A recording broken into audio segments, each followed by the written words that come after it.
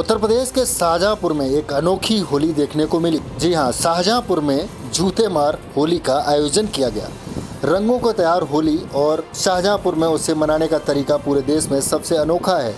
कहीं फूलों की होली खेली जाती है तो कहीं लठमार होली खेली जाती है, लेकिन शाहजहांपुर में यहाँ लाट साहब को भैंसा गाड़ी पर बैठाकर जूते और झाड़ू मारकर होली का लुत्फ उठाया जाता है। ये जूते मार होली अंग्रेज़ों के प्रति अपना आक्रोश प्रकट करने के लिए एक व्यक्ति ने अंग्रेज बनकर उसे जूते और झाड़ू से पीटा जाता है, जो कि लाट साहब से जुलूस के नाम से जानी जाती। बेहद संवेदनशील माने जाने वाले लाट साहब के जुलूस की सुरक्षा व्यवस्था के लिए पैरामिलिट्री फोर्स लगाई जाती है। आइए देखते हैं ये रिपोर्ट।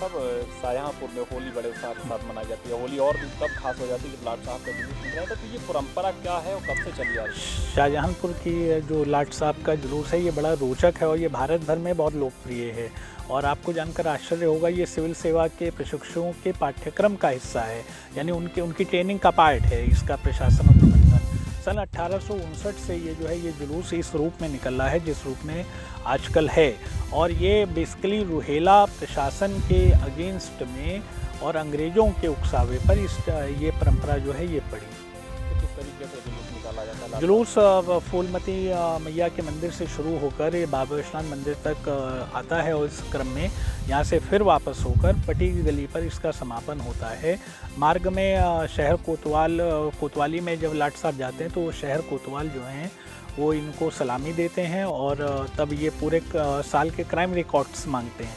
तो बाद में शहर कोतवाल इनको कुछ नजराना रूप में कुछ देकर वहाँ से इनको रुखसत करते हैं। लाट साहब बेसिकली ये ब्रिटिश लॉर्ड का ये रूपांतरण है, उसका देशी शब्द है, स्थानीय प्रभंश है। हाँ, ये मैंने आपको ये बताया कि 1859 से जब रूहेला प्रशासन जो यहाँ पर था वो उस समय नॉन मुस्लिम्स के ऊपर कुछ बलात धन की वसूली के कुछ इल्ज़ाम थे। तो जब ब्रिटिश गवर्नमेंट दोबारा रीइंस्टेट हो गई तो वो उस प्रतिकार के बदला लेने के लिए ये प्रतीकात्मक रूप से जूते चप्पल और झाड़ू की जो है इससे उनकी पिटाई होती है। सर, लाट साहब के जुलूस को लेकर किस तरीके की तैयारियां की गई हैं?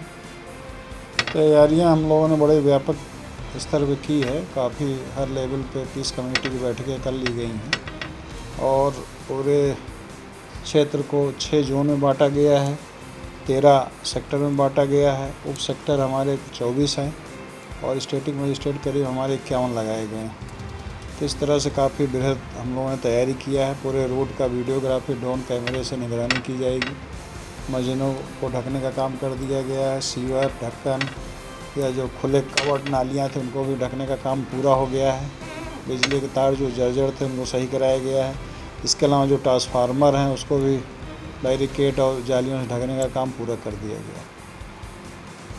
खास बात यह है कि होली वाले दिन शुक्रवार भी है, तो नमाज को लेकर क्या कुछ उसके लिए सतर्कता रखी गई है। 3 गुना फोर्स लगाई गई है और ये कोशिश की जा रही है कि उस दिन होली टाइम से जो भी त्यौहार है उसका शुक्रवार की नमाज का और होली का जो टाइमिंग है उसको ध्यान में रखते हुए उसको संपन्न कराया जाए। कितना फोर्स लगाया गया? फोर्स तो काफ़ी लगाया गया, बाहर से भी फोर्स आया है, उसका डिटेल जानकारी एसपी साहब के पास है, लेकिन काफ़ी संख्या में फोर्स लगाया गया है। स्टेटिक मजिस्ट्रेट लगाया गया। मुलजिमों के खिलाफ किस तरह की कार्रवाई की जाएगी अगर कुछ गलत करते हैं तो? वो हम लोगों ने पीस कमेटी बैठकों में बताया है कि आपसी सौहार्द और प्रेम और भाईचारे से त्यौहार मनाए, जैसा कि 200-250 साल से होता आया है। तो ऐसी कोई दिक्कत अभी तक आई नहीं है और आगे भी नहीं आएगी। लेकिन फिर भी अगर कोई असामाजिक तत्व या शरारती तत्व खुराफात करेंगे तो उनको जो प्रशासन है सख्ती से निपटेगा और कानून के अंतर्गत कड़ी कार्रवाई की जाएगी। अव्याज समाचार के लिए सूरज पाल की रिपोर्ट, शाहजहांपुर।